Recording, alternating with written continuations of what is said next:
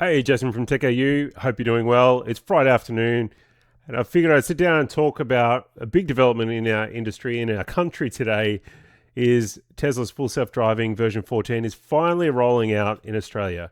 This has been a long time coming, and I think it's fair to say that when we first got full self-driving supervised in Australia, we were kind of expecting to pretty much align to the US releases. That didn't happen. We kind of got parked, and then obviously they went and pursued the robo-taxi efforts, so they're certainly focused over there. Now they've finally got around to deploying another build, and we're now moving from version 13 to version 14 in Australia. With that comes a lot of new capability and features, which of course we're going to talk about. The way that I heard about this news was on X, naturally. It's often where the news breaks. But thanks to Tesla Scope, so they published that they'd seen a car in their fleet, somebody who uses their Tesla Scope service, has it, so they're in New South Wales, this person, and they had 2026.16.6 come to their Model 3 performance. They also were nice enough to tag me in the release. So they knew I kind of like was going to be excited about this, and I certainly am. So yeah, I think this is an opportunity to talk through people's reaction, but also just the, what's included in the new release and why we should care about it. So this build, when we go to the version number on Tesla Scope, we'll see the new features, and I want to walk through each one of those because I think it's worth taking us through that.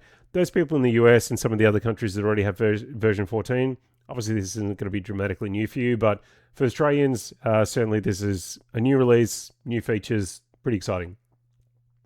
So arrival options basically allows you to pick when you're choosing a navigation, a destination. What would happen previously is the car would drive to that location and then basically hand back control. It would be kind of give up. It didn't give you any options as to what you wanted it to do once you arrived. Now we're going to have arrival options, which is great. So as you can see here, it allows you to choose between car park, indoor car park, street, driveway, pullover, robo-taxi style drop-offs. That's awesome. Like that's really kind of, when you think about when you get in the car and you tap start self-driving, it's going to drive you to the location, and then based on your selections here, it might pull you over to the side of the road. Effectively, the job's done, you get out, and that's maybe a scenario where you haven't touched the steering wheel or pedals the whole way there. So I think that was maybe the missing piece or a key part of the full self-driving experience that I think is going to be in place now. So you can certainly set your preferences there, which is great. Elon did share recently that you'll be able to command via Grok in the car some of this, like what do you want the car to do? So if you got to a destination, then said, hey, look, just pull over here. That kind of thing is coming, and he sort of predicts about 3 months away, which we do know Elon's predictions are aggressive and opportunistic or like optimistic. But yeah, so that's on its way, and I think that'll be a nice addition to this feature. Autopilot naming updates. So this is a kind of just a thing we've seen in some of the other regions that Tesla plays in. We are now renaming Navigator on Autopilot to Navigator on Auto Steer. So this will no doubt spread across all of the builds. This is obviously targeting AI 4 or Hardware 4 vehicles at this stage, but those of us with Hardware 3 cars, I'm sure we'll get a comparable update with not all of these features, but certainly that naming will come across into all of our vehicles. If they're going to do it in some regions, it's probably not required in Australia, but just to be consistent, that probably makes sense. It's not a name that really rolls off the tongue, Navigator on Auto Steer. It's kind of a bit weird. Those of us who are used to using Autopilot know that really Autopilot is a combination of the adaptive cruise control plus staying in the lanes, and the staying in the lanes bit is Auto Steer, if you like. And so just Navigator on Auto Steer is the new name they've come up with.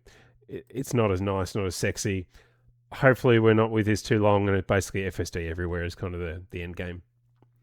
Brake confirm. So brake confirm to start self-driving is now defaulted to off. This is a really interesting change because until now it had defaulted to on, so you had to dive into the menus and enable that. I'd done that when I had review vehicles and enable FSD, and that was one of the first things I did because I know if I'm going to start full self-driving, I'm either pressing the button on the wheel or I'm either tapping the screen. This brake confirmation was an extra layer, I guess, when it first got introduced to just make sure everybody was aware of what was about to happen. But yeah, kind of we've moved past that.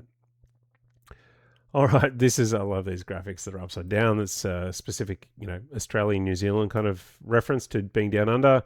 This is the big chunky meaty thing about what is actually different here. So let's walk through these features. It looks like we've got a weird UI thing that's kind of replicated here. All right, so upgrade reinforcement learning stage of training to FSD neural network, resulting in improvements in a wide variety of driving scenarios. Pretty generic statement, basically say, hey, we've been working hard, we're going to improve things. Basically, that should translate into less interventions. Is kind of the easy way to think about that. Upgrade the neural network vision encoder, improving understanding in rare and low visibility scenarios, strengthening 3D geometry understanding, and expanding traffic sign understanding. All of that's great, necessary. Again, leads to less interventions if it's recognizing the world around it in a better way. You can translate that into safety, I guess, but just convenience as well. The next point is rewrite the AI compiler and runtime from the ground up with MLIR. Let's do a bit of a grok on what MLIR is. Doesn't immediately come to mind what that stands for, so let's research. And the answer is multi-level intermediate representation. It's an open source compiler infrastructure project. I should just bring this over here, shall I? Developed by a subproject LOVM, provides a modular, extensible way to build compilers. Okay, cool. So effectively what we're doing here is improving model iteration speed, 20% faster reaction time. All of that's awesome. So they've done the hard work on the back end in terms of programming development to improve the outcome. So 20% faster reaction time. I can only imagine that again is a safety thing. So where you have objects intervene your path, then yeah, that's going to be safer, I think is the way to interpret that. But clearly we're going to need some time with these vehicles out in Australia on the roads to sort of get the videos in and see how that really plays out. All right. Mitigated unnecessary lane biasing and minor tailgating behaviors. It's interesting when they have a release note like that, because really what they're saying is like, hey, currently it's actually been tailgating in some certain circumstances. So I think one of the struggles that we've had is you weren't able to necessarily adjust the distance between your car ahead when you're on FSD. Which you can on autopilot. You sort of adjust how many seconds or spaces there is between you and the cars ahead. So it sounds like we've just made improvements in that. So and unnecessary lane biasing. So that could be get in the left lane ahead of a turn before it needs to, or it could be you're overtaking and then you're like biasing the right lane for no reason. I've certainly with the old autopilot stack, when you're using Navigator on autopilot, that it would unnecessarily change into the right lane when there's no traffic around. There's just no reason to change lanes at all, and it would do that. So it's awesome to hear that in FSD this is effectively fixed. I would love that for that to be in my car. All right, improved parking location pin prediction now shows a P with an icon. So I guess if it's going to pick somewhere to park, it needs to tell you where it's going to do it. Maybe you have an opportunity to adjust that. I'm not sure, somewhere closer or further away from the supermarket, for instance. I personally like to put the car away from the rest of the parking bays, the rest of the traffic, chiefly to avoid door dents is kind of the objective there. And if I have to walk a little further, that's fine with me. Enhanced response to emergency vehicles, school buses, right-of-way violators, and other rare vehicles. Great. All of that just is safety, fantastic improvements. Improved handling of small animals by focusing RL, reinforcement learning training, on harder examples and adding rewards for better proactive safety. So they're just sort of referencing how they're training the model there in terms of giving it a reward mechanism. But small animals, I'm going to broadly think of that as kangaroos, but in reality it could be like wombats or dogs, animals, cats, Yeah, so effectively that's really positive improvement. And again, it'll take, it's not every day that you interact with those kind of things, environments, animals in front of your car. It does happen, certainly at scale with the number of Tesla vehicles on the road. It certainly every day it will happen. So yeah, as we see the videos roll in, I'm sure we'll start to see examples where it's slowing down, dodging, just behaving better around those, which is great.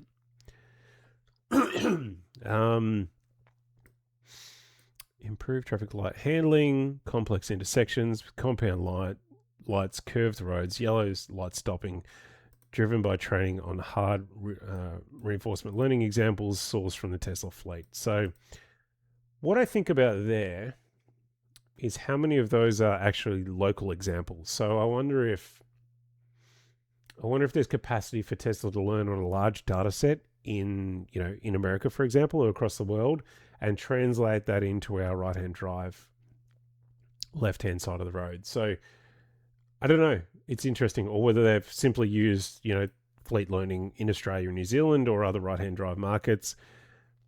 Good question. But I think the net effect is the better it can handle those road conditions. Again, we fall back to like, this is just going to drive better and require less input, if not getting pretty close to no input. And we should be hitting end-to-end, with no intervention quite regularly, is kind of the hope for version 14. That's certainly what we see in the US builds. So I would expect a similar result in Australian builds. All right, improved handling for rare and unusual objects, extending, hanging, or leaning into the vehicle path for sourcing. Okay, so imagine you're turning, you're coming up to a stop, and ahead of you there is like a trade truck or whatever turning to the right, and the back end of that trade truck is sort of pointing out into your lane, so you kind of have to stop.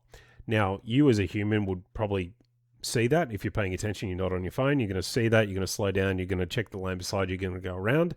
The car will effectively do all that on your behalf. So yeah, if you find yourself in that circumstance, you might have done that previously and gone, okay, this is a limitation of the system, and now with this version it should be effectively able to handle that. Still pay attention. If you get version 14, don't take my words as gospel. That you should certainly still be going out there and paying attention and intervening wherever you need to. But in theory, we're going to see less interventions around that. Improved handling of temporary system degradations by maintaining control and automatically recovering without driver intervention, reducing unnecessary disengagements.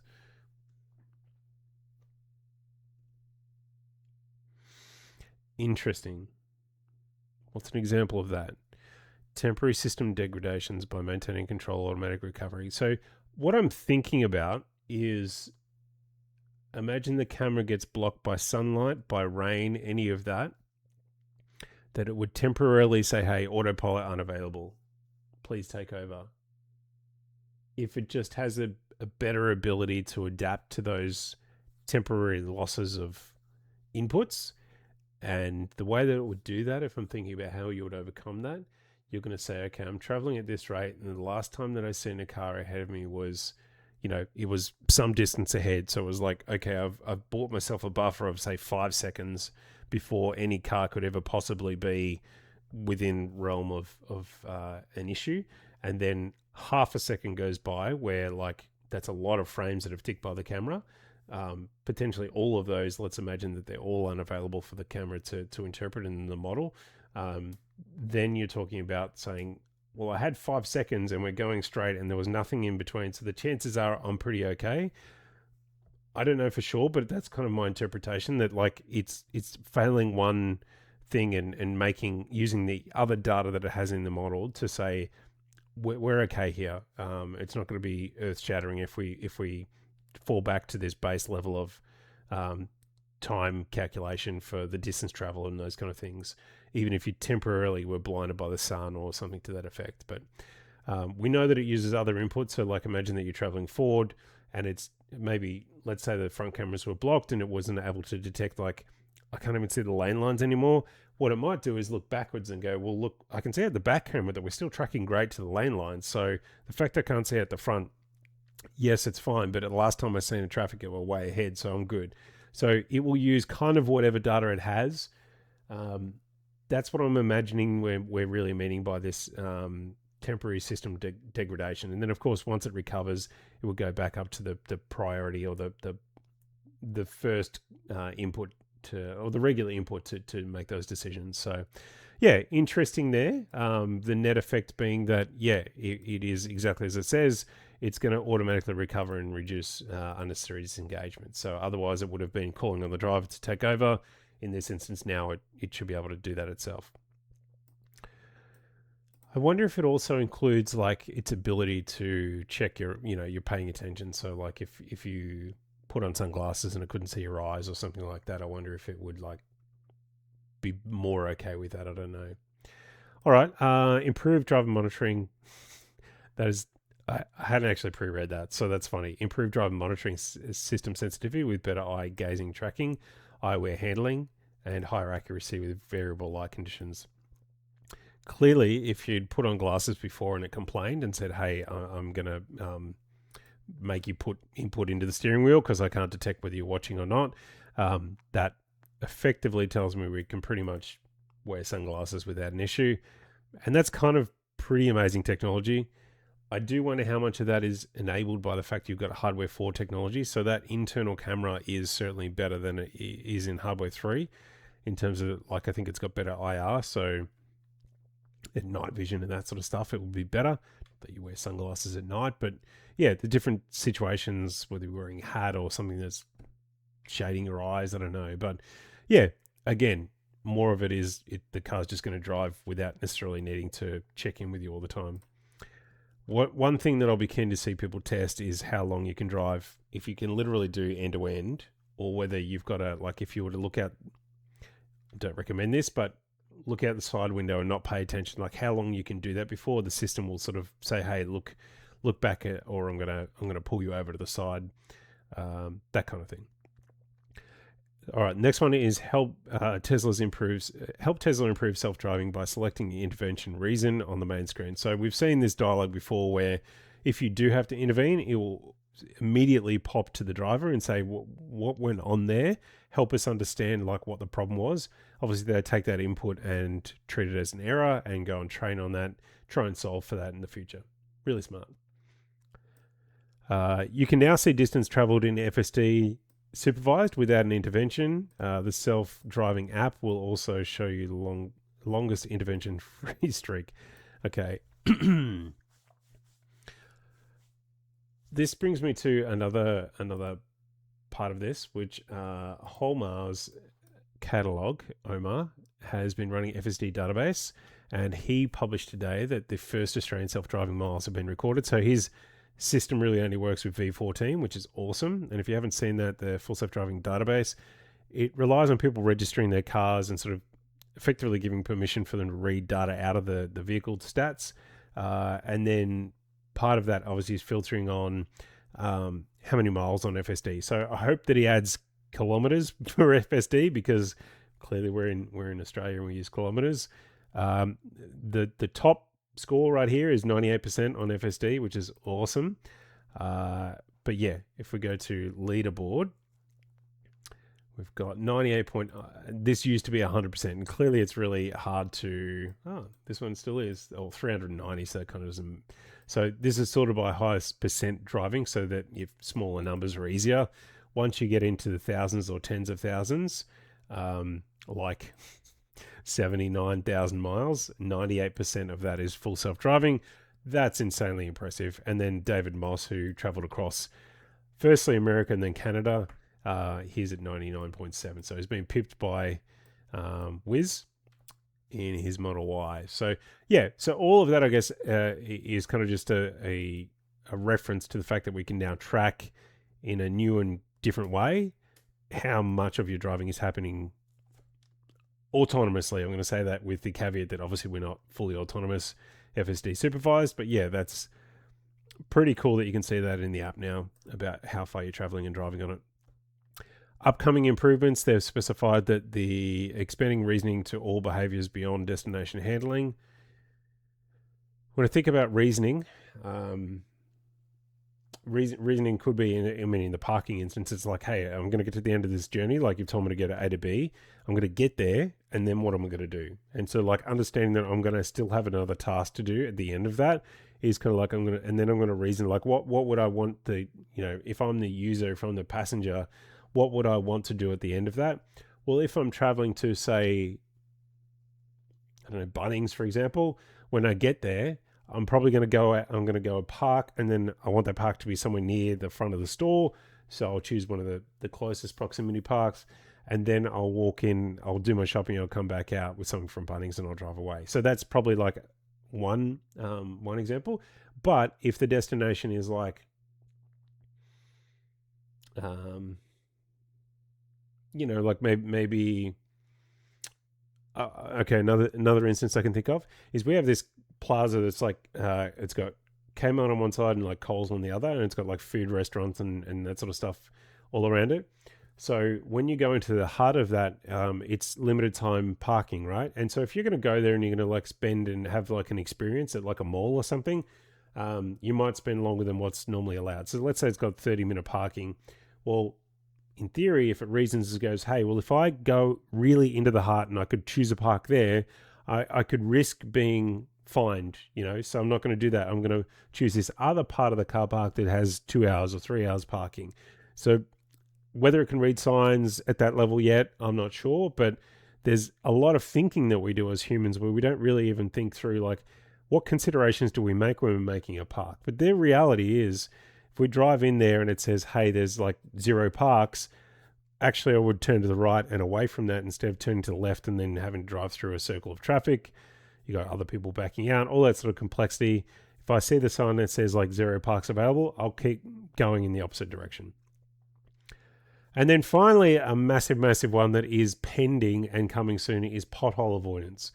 Now, we are in winter in Australia and our roads are terrible. As a general rule, I mean, there are great roads, but there are terrible roads, certainly in country areas. And for whatever reason, you would think that we know how to build roads that are sort of resilient and redundant to this, but we build the roads, it rains, massive potholes open up, trucks and other big cars drive through it, and every time the water sloshes and just gets that friction, it's like digging. The pothole grows and grows and grows. It becomes dangerous not only for like motorbike riders, but also like just generally cars. You're going to pop a tire, you're going to buckle a rim, whatever that looks like, it's all bad. So anything Tesla can do in their pothole avoidance stage would be, or that's in that space would be amazing. And what I'm thinking about is if you're in a line of traffic and you're going down the road and you're in a Tesla and yours detects that there's no adjacent car, you've got some space and it actually goes around the pothole, but then you look in your rear vision mirror and the car behind you is a generic ICE vehicle, doesn't have any intelligence, it hits the pothole, they burst a tire, they go and they have to pull over to the side of the road and get their car towed, right? Like you've got a fundamental difference between technology there, one that's smart and can avoid it and one that doesn't.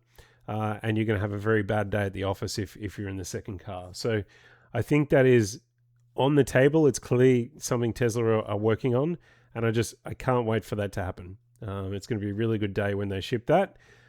Can it get you out of every pothole ever? Probably not. That gets a little bit to the point before about tailgating or just being too close to the car ahead to give yourself, or the car really, and FSD a chance to avoid it. So it's got to see it visually with the cameras first, then have enough time to physically react, and obviously not be blocked by other cars around it in a way that would prevent that. So that's a lot. There's a lot in there. I don't know if this is with this full enable your vehicle to use it. Okay, so this actually looks like it continues is the way that the reason we've got 3 columns here.